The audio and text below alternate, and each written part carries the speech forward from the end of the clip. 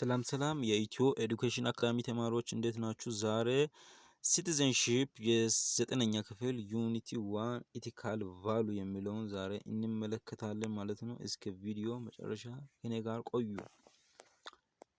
ኢንትሮዳክሽን ይሄን ይመስላል። ቀጥታ ወደ ቪዲዮ እንገባለን። ስለዚህ እዚች ጋር ኬይወርድ የምንለው አለ፣ ቁልፍ ሀሳቦች የምንለው ነገር ነው። አባይዲንግ ባይ ዘ ላው፣ commitment to excellence, environmental ethics, help other, integrity, keeping promise። ስለዚህ እነዚህ ነገሮች እያንዳንዱን በዚህ ትምህርት ውስጥ እናገኛቸዋለን በዚህ ሪስ ውስጥ። ስለዚህ the meaning of ethics ከሚለው ቀጥታ እንጀምራለን ማለት ነው።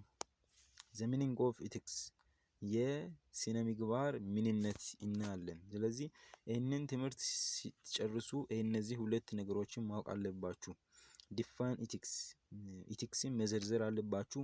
explain why being ethics is important in our daily life። ስለዚህ ethics ለምንድን ነው በዴይሊ ላይፍ በቀን ህይወታችን ለምን ያገለግላል የሚለውን ይህንን ትምህርት ዛሬ የምንማረውን ከጨረሳችሁ መመለሳችሁ ግዴታ ነው ይላል። ቀጥታ ወደ ትምህርቱ ስንገባ in everyday language this distinction between the term ethics and morality is not always clear። ስለዚህ በየትኛውም አይነት ቋንቋ ልዩነቶች መሃል ስናይ በኤቲክስ እና በሞራሊቲ መሃል በስነ ምግባር እና በህሊና ወይም ሞራሊቲ ሲናይ ጥሩ መሆን በህሊና ጥሩ መሆን ሲናይ not always clear። ስለዚህ ሁሉ ጊዜ ግልጽ አይደለም። historical term ethics come from Greek word ethos። ethics የምንለው ቃል ከግሪክ ወርድ የመጣ ቃል ነው።